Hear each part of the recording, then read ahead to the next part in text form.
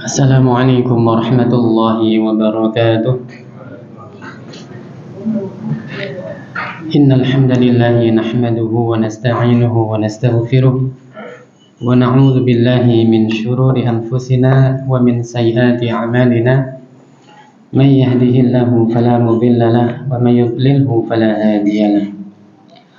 Asyhadu an la ilaha illallah wahdahu la syarika lahu wa asyhadu anna Muhammadan 'abduhu wa rasuluhu la nabiyya ba'dah.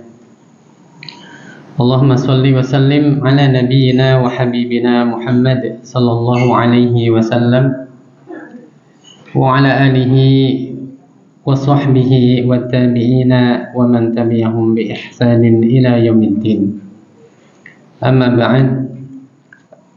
Ma'asyiral muslimin wal muslimat rahimani wa rahimakumullah. Kita lanjutkan dengan kitab fikih manhaji atau fikih yang terstruktur atau tersusun ala madhabi al-Imam Syafi'i rahimahullahu ta'ala, berdasarkan madhabnya al-Imam Syafi'i rahimahullahu ta'ala. Dan kemarin sudah saya jelaskan panjang lebar beberapa kelebihan dari madhab Syafi'i, meskipun tidak mengingkari, tidak menafikan kelebihan-kelebihan yang lain yang ada pada madhab yang lain yang tidak ada di dalam madhab Syafi'i. Tapi kemarin cuma saya jelaskan kelebihan-kelebihan yang ada di dalam mempelajari madhab al-Imam Asy-Syafi'i rahimahullahu ta'ala, meskipun saya sendiri tidak iltizam dengan madhab al-Imam Asy-Syafi'i.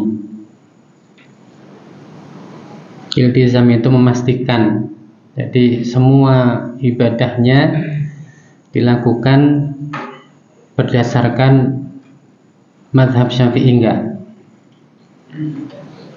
Dan ketika kita mempelajari kitab ini, tidak ada perintah ataupun kewajiban untuk selalu mengikuti mazhab ini, tidak.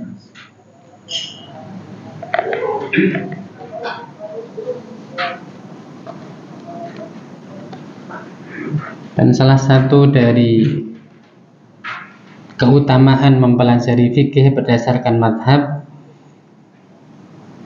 itu akan lebih mungkin lebih terstruktur ibadahnya daripada dia tidak mengetahuinya dan akhirnya terjatuh pada talfik. Talfik itu pencampur aduan antara mazhab yang satu dengan mazhab yang lain.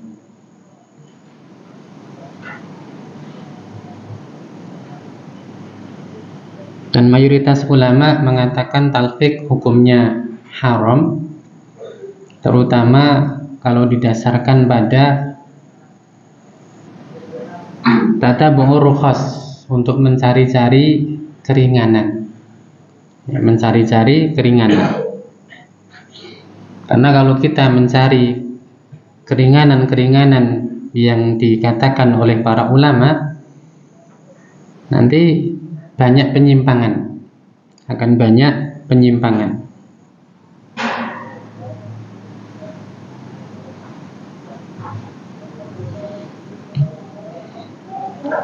Dan sebelum kita masuk pada pembahasan dan biasanya kitab-kitab fikih itu dimulai dengan bab thaharah, bab bersuci. Jadi hablum minallah,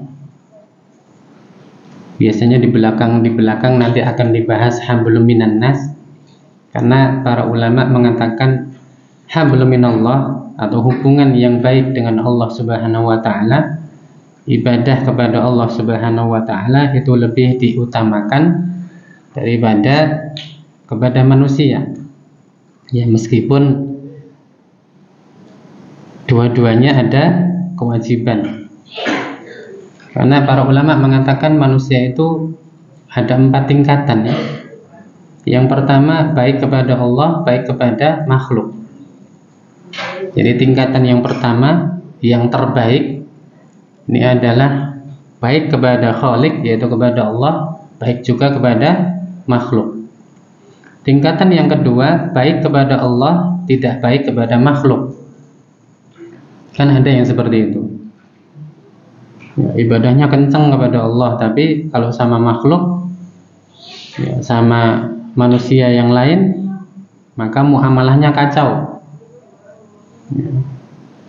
Muamalahnya banyak ingkar janji, ya, sumpah palsu dan seterusnya, penipuan, ya, kecurangan. Tapi ini masih tingkatan yang kedua.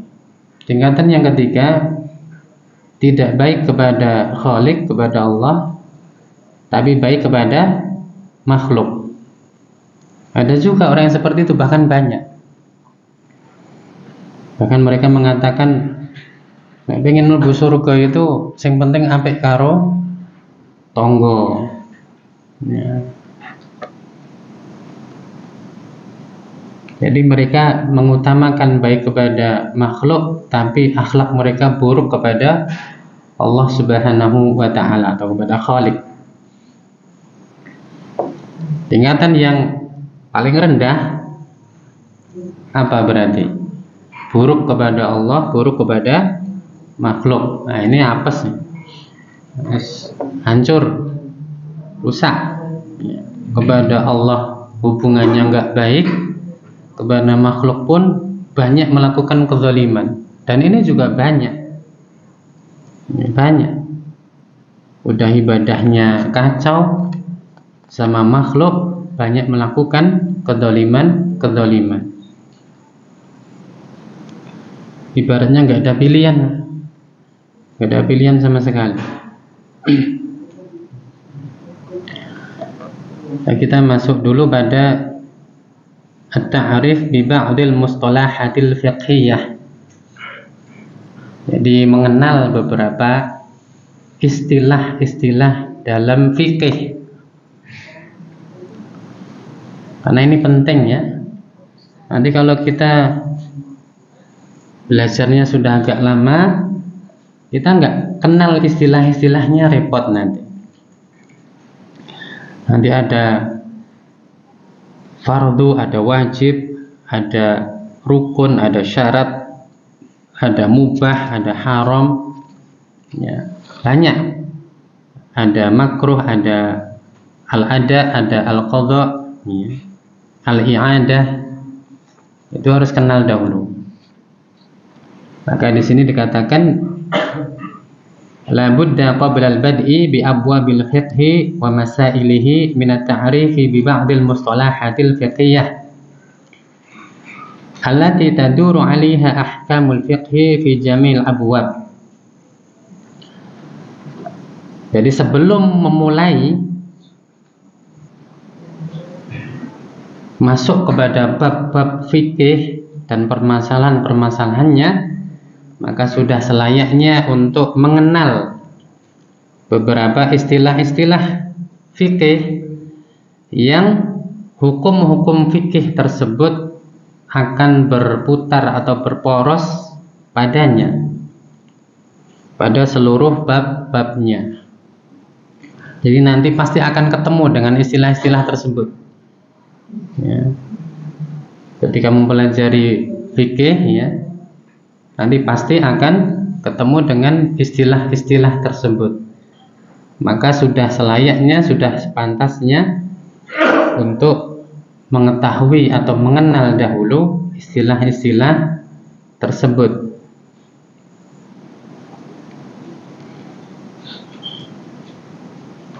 Yang pertama, ya, wa hadhil mustalahati hiya, dan istilah-istilah tersebut adalah yang pertama al-fardu.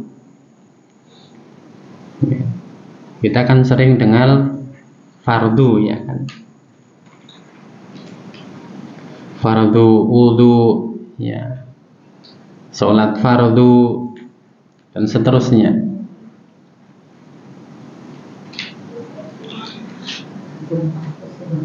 Al-fardu huwa ma talaba syar'u fi'lahu talaban jaziman.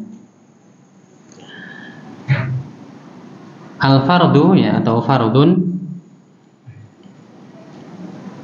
yaitu perkara yang syariat itu memerintahkannya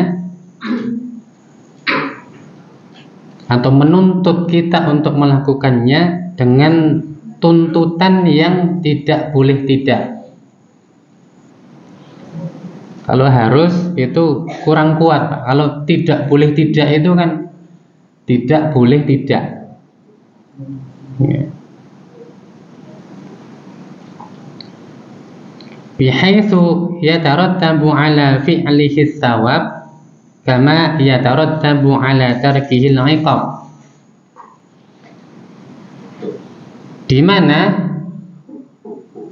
untuk orang yang melakukannya maka akan berkonsekuensi atau menghasilkan pahala. Demikian pula untuk orang yang meninggalkan perkara yang dituntut untuk melakukannya dengan tuntutan yang tidak boleh tidak tadi, maka akan berkonsekuensi dosa atau balasan, ya, al-iqab atau hukuman. Makanya kalau anak-anak SD itu diiqab, maksudnya dihukum. Ustaz, anak ini diiqab, dihukum maksudnya. Wa mithalu shaum, dan contohnya adalah puasa. Fa inna syara'al islamiyya talabana bi fi'lihi mutalabatan jazimatan. Karena sesungguhnya syariat Islam memerintahkan kepada kita untuk melakukan puasa tersebut dengan perintah yang tidak boleh tidak. Maksudnya puasa Ramadan, ya. Qala ta'ala, Allah Subhanahu wa ta'ala berfirman, kutiba alaikumus siyam, ai furidho, ya, berarti difardukan atas kalian berpuasa. Fa idza sumna tarattaba ala hadha siyam as-sawab fil jannah. Kalau kita melakukan puasa, maka akan berkonsekuensi atau menghasilkan pahala di surga. Wa idza lam nasum tarattaba ala dzalikal iqab finnar.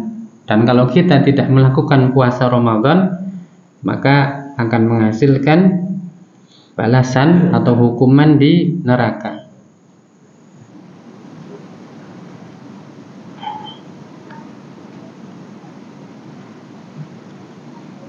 Yang kedua, al-wajib. Tadi fardu yang pertama, yang kedua al-wajib atau wajibun. Wal wajibu mislul fardhi tamaman fi madhhab Syafi'i rahimahullahu ta'ala. La farqa bainahuma abadan illa fi babil haji. Dan istilah wajib, ya, ini sama dengan fardu secara keseluruhan dalam mazhab al-Imam Asy-Syafi'i rahimahullahu ta'ala.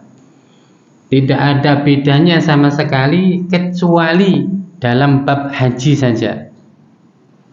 Jadi kalau dalam mazhab Syafi'i dikatakan wajib atau dikatakan fardu, nanti sama. Itu sama saja, nggak ada bedanya. Kecuali dalam bab haji. Nanti ada wajib haji, ada fardu haji. Dan ini tentu saja berbeda dengan mazhab Hanafi dan khususnya mazhab Hambali, terutama dalam masalah sholat. Karena di dalam mazhab Hanafi dan Hambali, Itu di dalam masalah sholat ada istilah wajib sholat. Jadi ada rukun sholat, ada wajib sholat, ada sunnah sholat. Kalau dalam mazhab Maliki dan Syafi'i, di dalam sholat itu kalau nggak rukun ya sunnah. Jadi lebih simpel, lebih sederhana. Maka kalau jenengan belajar mazhab Hambali, ya, takbir intikal itu hukumnya wajib. Zikir ketika ruku hukumnya wajib. Zikir ketika sujud hukumnya wajib. Ya. Kalau dalam mazhab Maliki Syafi'i itu sunnah. Jenengan berpindah antara satu rukun dengan yang lain, diem aja, nggak mengucapkan takbir, ya tetap sah sholatnya. Kalau yang mengatakan ada wajib di dalam sholat, konsekuensinya kalau dia lupa maka sujud sahwi. Kalau dia sengaja maka sholatnya batal. Ya. Kalau ruku dalam mazhab Maliki Syafi'i diem aja nggak apa-apa. Ruku Allahu Akbar diem, nggak baca subhana rabbiyal azim nggak apa-apa. Kalau dalam mazhab Hanafi dan Hambali kalau sengaja nggak baca batal sholatnya, tidak sah. Karena ada istilah wajib sholat. Ya. Tapi di sini dikatakan kalau dalam mazhab Syafi'i pokoknya nggak ada perbedaan antara fardu dan wajib kecuali dalam bab haji saja. Fal wajibu fi babil haji huwa ma la yatawaqqafu alaihi sihhatal haji. Perkara yang wajib di dalam haji, ya, di sini diterangkan atau dijabarkan, ya, yaitu perkara yang tidak dikaitkan dengannya atau tidak disimpulkan dengannya kesahan haji. Bi ibaratin ukhra, atau dengan istilah yang lain, la yalzimu man fautahu fautal haji wa butlanihi. Jadi kalau dia tidak melakukan perkara yang wajib di dalam haji tersebut, luput dari melakukannya, maka tidak berkonsekuensi hajinya batal atau tidak sah.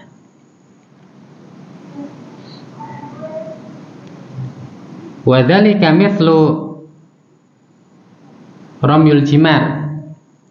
Contohnya adalah melontar atau melempar jumroh. Itu dalam fikih Syafi'i itu wajib haji. Kalau dia tidak melempar jumroh, maka hajinya tetap sah. Karena tidak diputuskan dengannya sah atau batalnya haji tersebut. Wal ihramu minal miqat, berihram dari miqat, itu dalam mazhab Syafi'i juga wajib haji. Wa ghairu dzalika min wajibatil haji, dan yang selainnya dari beberapa wajib haji. Nanti kalau nyampe umurnya sampai nanti dalam bab haji, entah kapan, ya, sebulan sekali, ya, sebulan sekali. Ini ada 3 jilid, ya, ini baru 1 jilid, ya, 3 jilid, ya, nanti entah sampai kapan lah, nanti akan ketemu dengan wajib-wajib haji. Fa idza lam ya'til hajju bihadzal wajibati sahha hajjahu.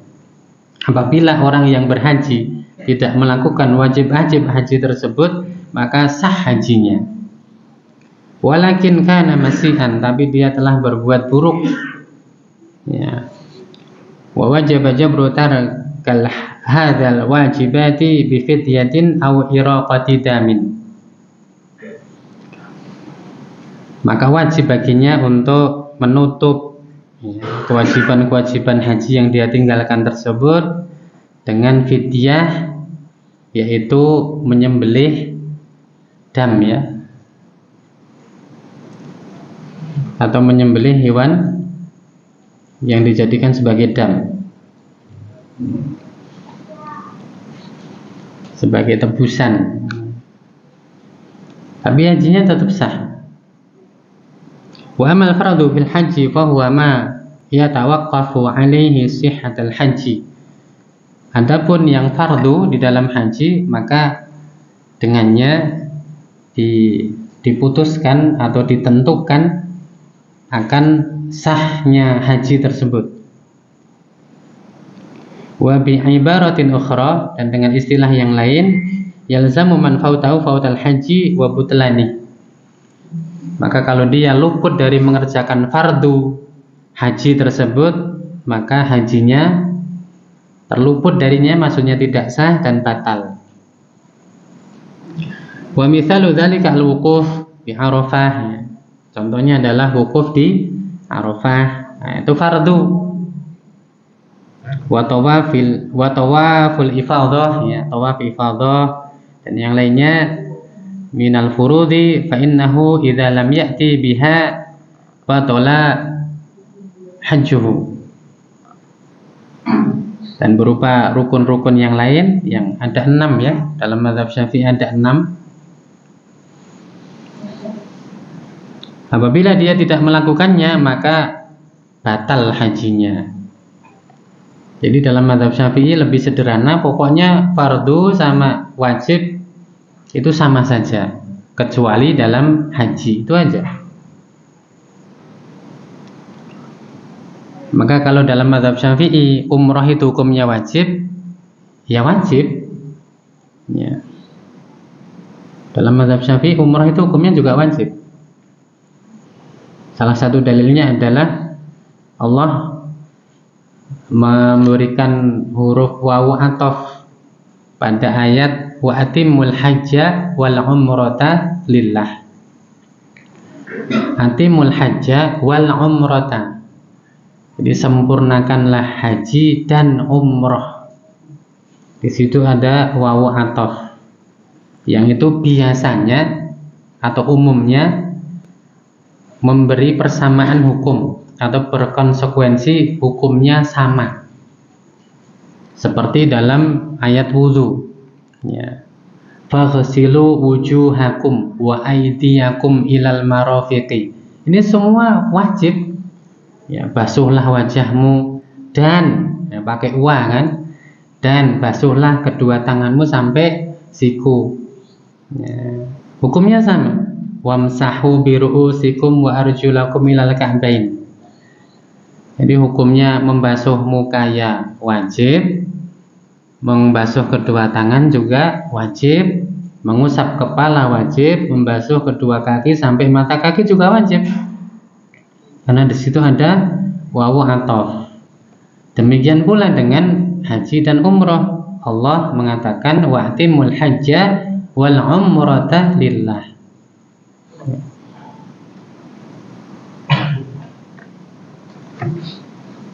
Tapi bagi yang mampu, ya, kalau belum mampu ya konsultasi sama Mas Bin itu. Nanti kalau ada yang murah-murah, Mas Bin ya, dan ada duit bisa. Tapi biasanya ya beralih ke mazhab yang lain aja lah, yang nggak wajib.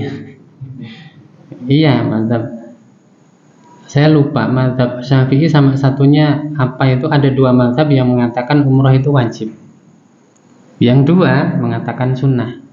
Ya wes yang sunnah wae lah gitu. Kita ngituku motor.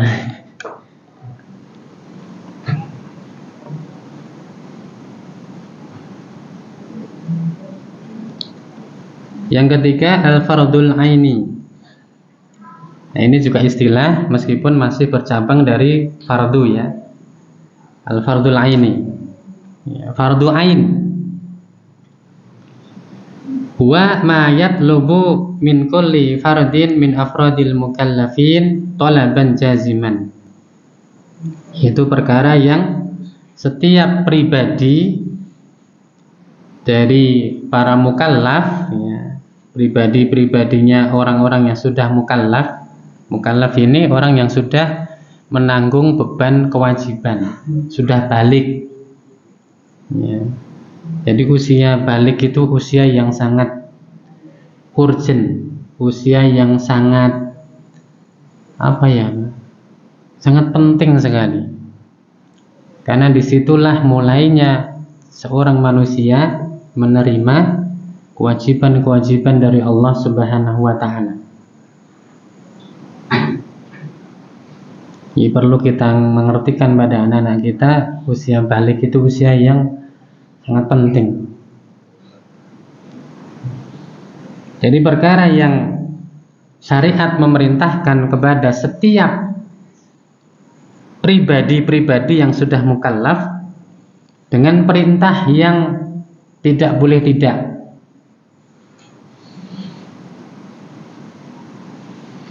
Mislu sholati wasyam, contohnya adalah sholat 5 waktu dan juga puasa Ramadan.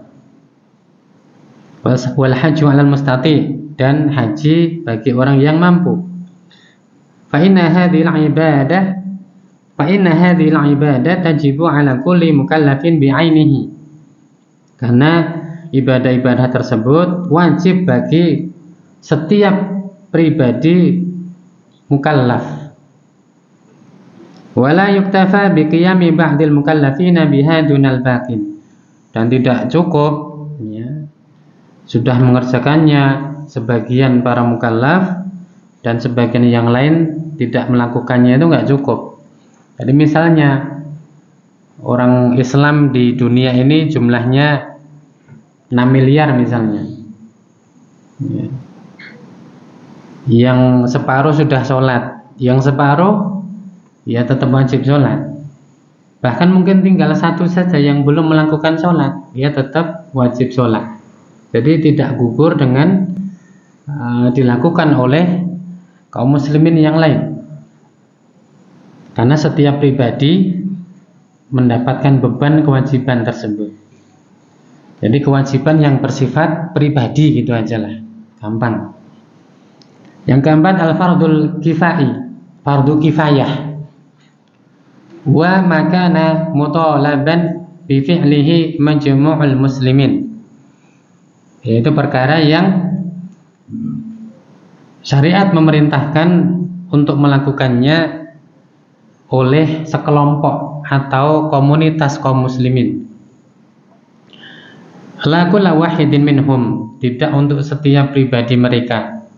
Bimakna annahu idza qama bihi ba'duhum kafa, dengan makna yaitu apabila sudah melakukannya sebagian dari mereka, maka itu cukup. Berarti hukumnya sudah tidak wajib lagi, nanti turun menjadi sunnah. Misalnya nanti ada sholat jenazah ya, sholat jenazah ada sebagian yang mensolatkan jenazah, maka yang lain yang belum mensolatkan ini hukumnya tidak fardu lagi, tapi hukumnya menjadi sunnah. Wah, guru sunnahnya nggak usah dilakukan, akhirnya terus gitu ya, padahal nek ngerti itu sunnah, maka di sana ada pahala yang seharusnya dia berkesempatan untuk mendapatkan pahala tersebut.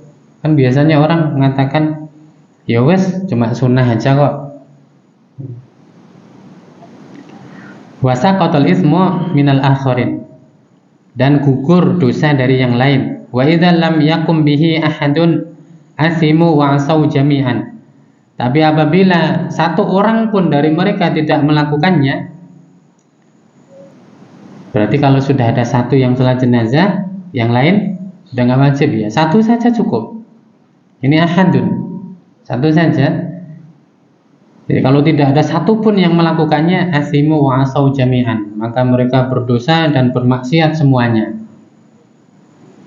Wa mithalu dzalika, dan contohnya adalah tajhizul mayyit was sholatu alaih, mengurus mayit dan mensolatkannya. Mengurus itu ya memandikan, mengkafani, mengubur. Wassalatu alaih, dan mensolatkannya. Fa inna wajibal muslimina idza mata fihim mayyitun ay yaghsiluhu wa yukaffinuhu wa yusallu alaihi thumma yadfinuhu. Karena sudah menjadi kewajiban bagi kaum muslimin apabila ada seorang di antara mereka yang meninggal untuk memandikannya, mengkafaninya, mensolatkan atasnya, dan menguburkannya. Fa'idha qama bihadhil amal ba'dul muslimina hasalal maqsud. Apabila sudah ada sebagian kaum muslimin yang melakukannya, maka sudah tercapai tujuan. Maksudnya sudah tercapai apa yang menjadi perintah dari syariat tersebut. Wa idza lam yakum bihi ahadun asau jami'an. Dan apabila tidak ada yang melakukannya satupun, maka mereka semua bermaksiat. Wa athimu li tarkihim hadzal fardh. Wa athimu li tarkihim hadzal fardhul kafai. Hadzal fardhu al-kifai. Dan mereka berdosa karena mereka telah meninggalkan perkara yang fardu kifayah. Yang kelima, rukun. Nah, ini untuk penting ya untuk membedakan antara rukun dan syarat. Kalau rukun luput salah satu, maka yang tadi sudah dilakukan itu masih dianggap. Tapi kalau syaratnya luput satu saja, maka batal dari awal. Ya, batal dari awal. Maksudnya dia harus mengulang. Wa huwa ma wajaba alaina fi'lahu wa kana juz'an min haqiqatil fi'li.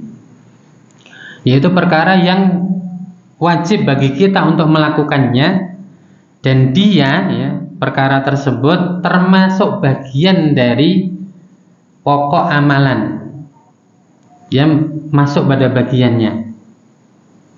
Wa dzalika mithlu qiraatil Fatihati fi shalah. Misalnya membaca Al-Fatihah di dalam sholat, wa ruku', wa sujud fiha, dan juga sujud. Fa hadzal umuru tusamma arkanan. Maka perkara-perkara tersebut dinamakan dengan rukun-rukun, ya, rukun sholat. Jadi dia wajib dilakukan dan dia masuk pada bagian amalan tersebut, dia di dalamnya gitu loh. Nanti kalau syarat sebelum, syarat itu di luar bagian dari ibadah itu sendiri. Yang keenam, asyartu, syarat ya, wa huwa ma wajaba fi'lahu walakinnahu laisa juz'an min haqiqatil fi'li.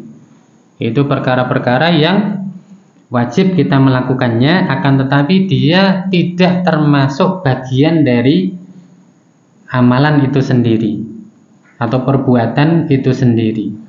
Bal huwa min muqaddimatihi. Bahkan dia termasuk permulaannya, atau apa ya namanya.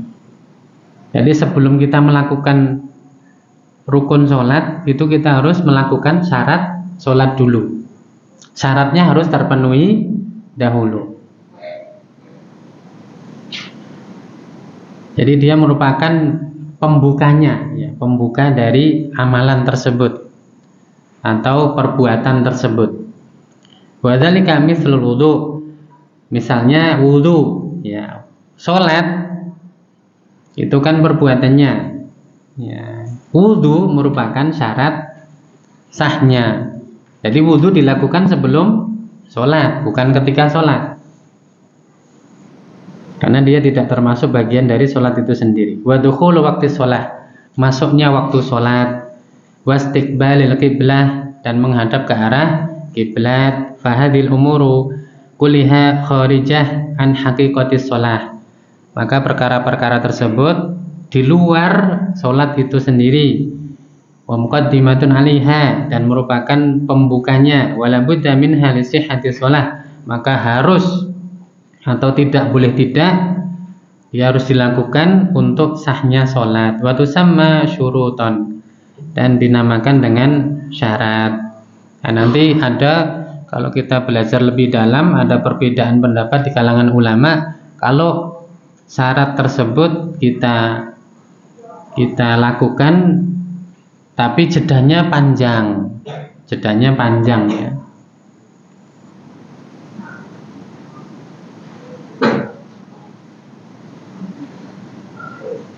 Misalnya mazhab Hanafi membolehkan niat sholat Id itu dari malam, ya, dengan waktu jeda yang lama. Sudah niat dulu meskipun nanti ketika melakukannya nggak niat, karena dia sudah berniat di malam harinya.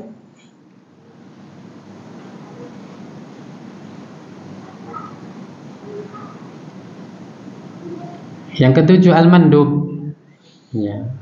Wal mandubu huwa ma talaba syar'u fi'lahu lakin talaban ghairu jazim. Al mandub, ya. Nanti mandub ini sama dengan sunnah, sama dengan mustahab, sama dengan tatawwu, sama dengan nafilah, ya, atau naflan. Mandub, ya. Jadi kalau di kitab-kitab para ulama itu biasanya al mandub, ya. Meskipun nanti di dalam mazhab yang lain juga ada perbedaan. Mandub itu tingkatannya lebih tinggi daripada mustahab. Tapi nggak usah mumet-mumet lah. Pokoknya mandub itu aja lah. Nah, nanti kalau wah mandub sama mustahab lebih kuat yang mana? Pusing. Itu sudah tingkatan lebih, ya. Jadi mandub itu perkara yang syariat memerintahkan kita untuk melakukannya, tapi dengan perintah yang tidak jazim, maksudnya perintah yang tidak harus, ya. Haitsu yatarattabu tsawab ala fi'lihi, di mana akan menghasilkan pahala bagi orang yang melakukannya, wala yatarattabu al-iqab ala tarkihi, dan tidak menghasilkan hukuman bagi orang yang meninggalkannya. Wa mithalu dzalika, contohnya adalah salat duha. Ya, salat duha.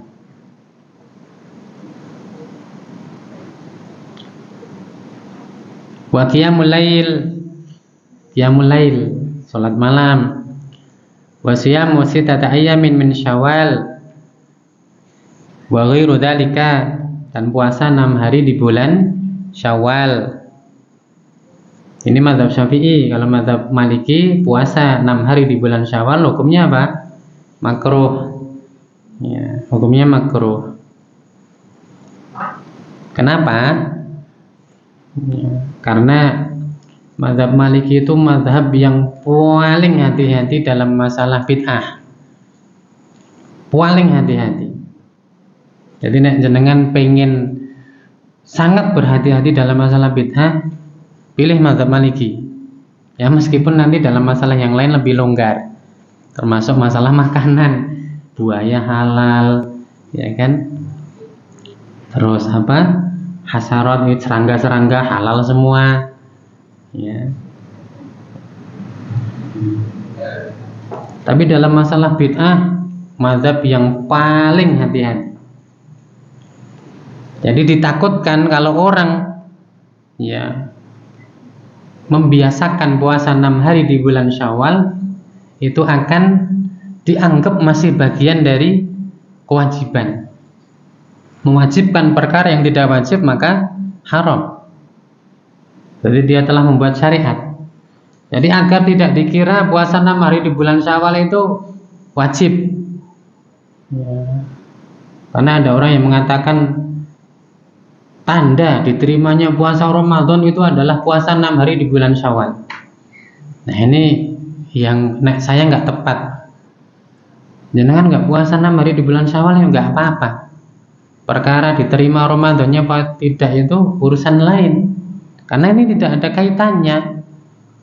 Dan mungkin ada orang yang mencela orang-orang yang tidak puasa 6 hari di bulan Syawal. Bangetan puasa 6 dino nggak kuat, padahal 1 bulan saja kuat gitu kan. Padahal puasa sunnah itu berat. Jangankan 6 hari, sehari saja berat.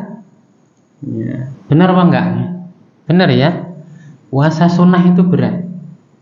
Ya, kalau puasa Ramadan, gampang, temennya banyak. temennya banyak, sahur ada temennya, gitu. Terus semua juga beda lah kalau sama puasa sunnah. Puasa sunnah kan orang nggak peduli, nyangking es teh, ya kan? Padahal kita puasa, waduh ini.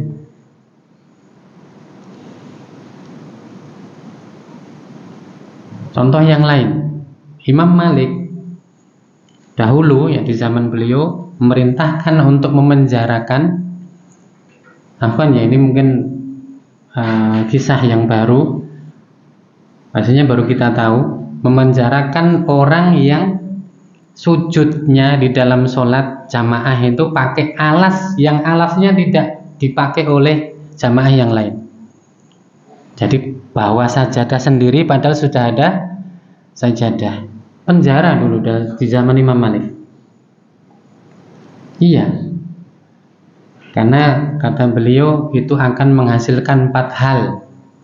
Yang pertama kesombongan. Karpet mambu kok moh. Karpet apa? Bawa sajadah sendiri karena sajadah saya wangi. Parfumnya cocok, mahal. Itu misal kan bisa seperti itu. Bisa loh ya. Ini Afwan ya, yang maksudnya ini baru ya. Mungkin yang belum tahu, ini sebagai hasanah ilmu. Yang pertama, kenapa beliau sampai memerintahkan memenjarakan orang yang seperti itu? Yang pertama akan menimbulkan kesombongan. Ya. Liyane do gelem sujud neng nggon karpet sing apek-apek. Nah, perlu bawa apa kemarin? Bau kencing kucing ya?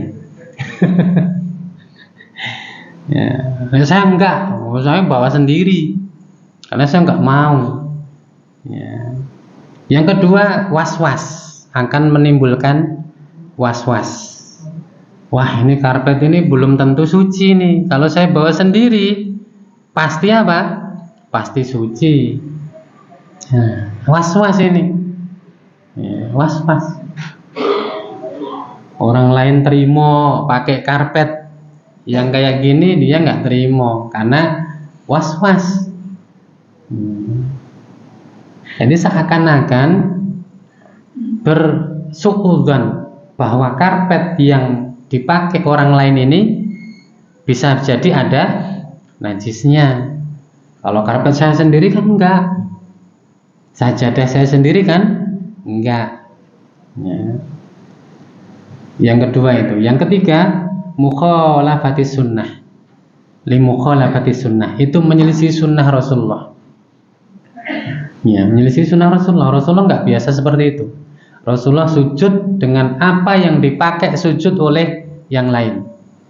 Sujud dengan alas yang dipakai oleh yang lain.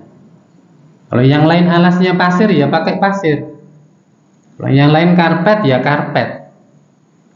Enggak sendiri, enggak bawa sendiri, enggak gelar sendiri.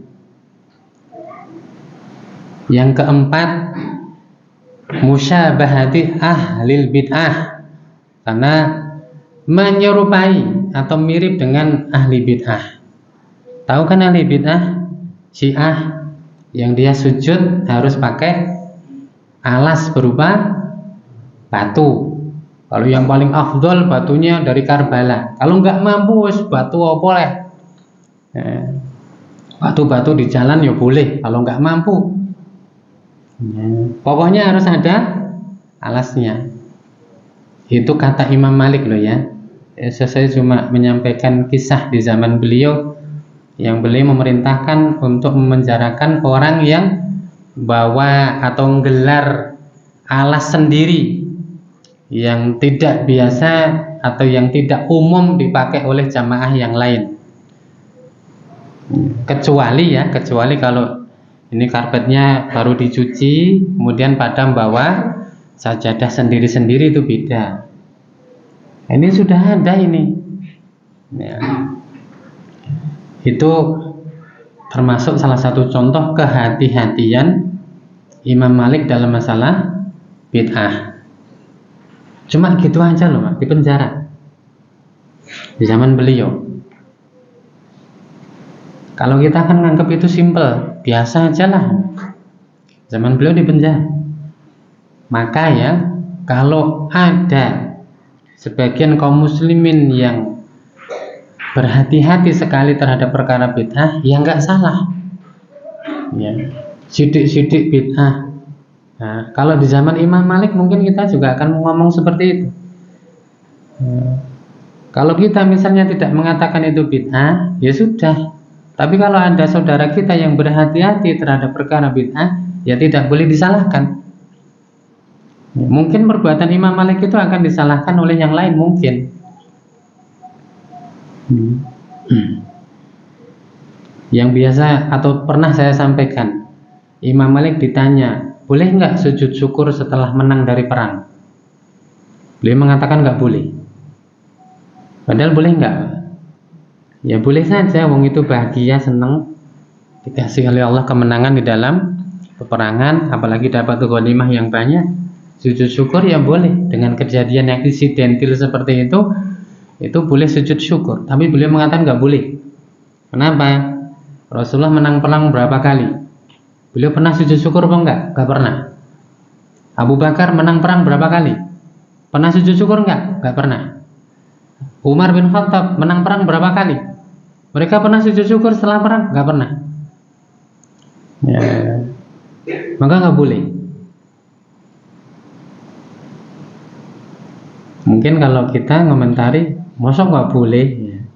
Lah itulah perlunya kita mengetahui bahwa memang ada beberapa ulama itu yang sangat berhati-hati dengan perkara-perkara yang seperti itu. Jadi ya santai aja lah, maklum ya, maklum.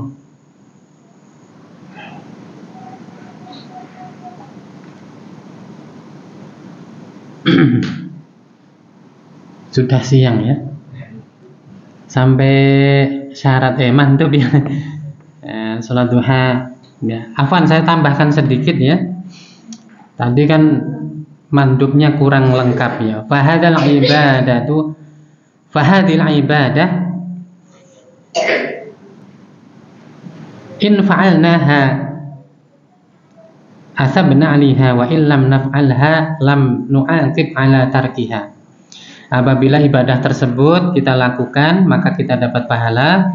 Apabila kita tidak melakukannya, maka kita tidak dihukum atasnya karena meninggalkannya. Wa yusammal mandub sunnah wa mustahabban wa tatawwu'an wa naflan. Dan mandub ini juga dinamakan dengan nama yang lain, yaitu sunnah. Ya, sunnah-sunnah sholat, sunnah-sunnah puasa, sunnah-sunnah haji. Ya, mustahab. Nanti kalau ada ulama mengatakan wa yustahabu dan dianjurkan. Nah, itu berarti sunnah hukumnya nanti. Tatawu, ya, tatawu, sholat tatawu, ya, atau sedekah tatawu, itu sunnah, sedekah yang sunnah. Kalau sedekah wajib kan zakat, zakat mal atau zakat fitrah ya. Kalau sedekah tatawu itu sedekah yang sunnah. Kemudian naflan, maka kalau ada istilah sholat nafilah, itu sholat-sholat sunnah, sholat-sholat yang hukumnya sunnah. Nanti diingat-ingat ya sampai mandub, soalnya saya sering lupa ya. Nanti sampai apa kadang lupa, saya nggak bawa pulpen soalnya. Sampai mandub. Mungkin demikian apa yang bisa saya sampaikan. Allahu ta'ala a'lam bishawab. Sallallahu ala nabiyyina Muhammad wa akhiru da'wana alhamdulillahi rabbil alamin. Subhanakallahumma bihamdika asyhadu an la ilaha illa anta astaghfiruka wa atubu ilaik.